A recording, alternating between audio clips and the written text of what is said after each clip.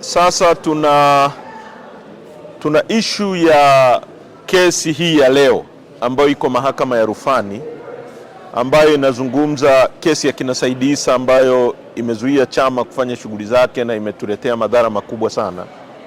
Ndio inaendelea hapa, lakini kwa sasa tusingependa kuizungumzia hiyo issue. Hiyo tutaizungumza baada ya kuwa jioni majaji wamesikiliza pande zote na mawakili wetu watakuwa na nafasi ya kutoa briefing na sisi tutaweka input hapo. Kwa sasa tunataka kuzungumza jambo moja tu ambalo ni jambo muhimu na la haraka na tunalileta kwenye attention ya nchi. Kwanza nataka niwashukuru sana wanachama wetu ambao wametoka sehemu mbalimbali za nchi na wa Dodoma hapa kwa jinsi ambavyo wamejitokeza kwa wingi.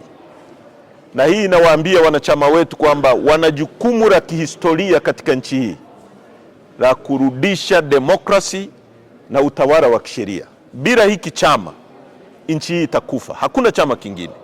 Tangu tufungiwe kufanya shughuli za kisiasa, hivi vyama vyote vya mfukoni, hakuna chama kinachozungumza kuhusu matatizo ya nchi, hakuna chama kinachofanya mikutano ya hadhara, ni Chadema tu. Maana yake ni nini? Chadema isipofanya shughuli zake, hii ni baraa kwa nchi yetu. Kwa hiyo wanachama wetu mlioko hapa, mjue mna jukumu la kihistoria, sio kwa ajili yenu tu, bali kwa ajili ya nchi yetu, kwa sababu msipokuwepo na chama hiki kisipokuwepo, nchi hii itaangamia. Hilo la kwanza. La pili, juzi mwenyekiti wetu akiwa gerezani ameiandikia mahakama ya rufani as a matter of urgency kusikiliza kesi ya kwake ya uhaini na kuitolea kuifanyia maamuzi ili atoke au tujue determination yoyote itakayotokea, kwa sababu sote tunajua mwenyekiti wetu alishambuliwa kwa risasi mwaka 2017 hapa Dodoma, akaumizwa vibaya, na kutokana na kuumizwa kwake amekuwa akienda kwenye matibabu na check up kila baada ya muda. Kwa swala la afya yake ni swala ambalo ni paramount, na ndio maana tunalileta mbele ya Watanzania. Ni swala ambalo ni konseni yetu kama chama, ni swala ambalo ni konseni ya Watanzania, kwa sababu huyu ni mtu aliyeumizwa vibaya. Leo ni siku 350, siku 350, mwaka una siku 365, bado siku 15 tu mwenyekiti wetu atakuwa ametimiza mwaka mzima ndani ya kuta za magereza ya Ukonga, kwa kesi ambayo wote tunajua ni kesi ya uongo, kesi ya kutunga, na kesi ambayo watu wanataka wamtishe apige magoti. Tunalizungumza hili na mwenyekiti amelileta kwenye attention, sio kwa sababu yoyote ile, bali ni kwa sababu za kiafya, sababu ya afya yake. Sio kwa sababu hata wangetaka kudrag, angekuwa mzima, hata wakidragi hii kesi miaka 3, hakuna siku tutapiga magoti kama tulivyosema siku ya kwanza.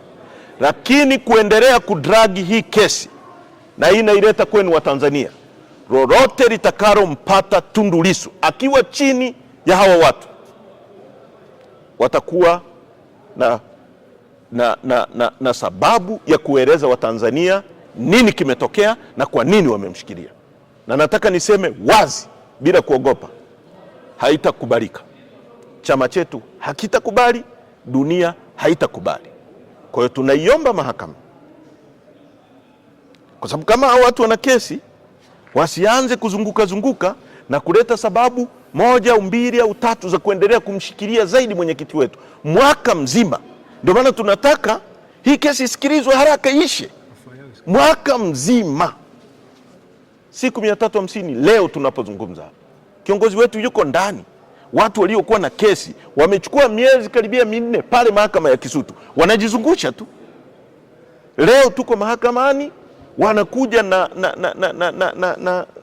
appeal ambazo ukiangalia lengo lake ni kupoteza muda. Kwa hiyo hili jambo ni urgent, na tunaiomba mahakama ijitenge nalo. Mahakama itimize wajibu wake wa kuhakikisha inaitisha hii kesi haraka, isikilizwe, tumalizane na hao watu, tumalizane nao once and for all, na mwenyekiti wetu akapate matibabu. Narudia,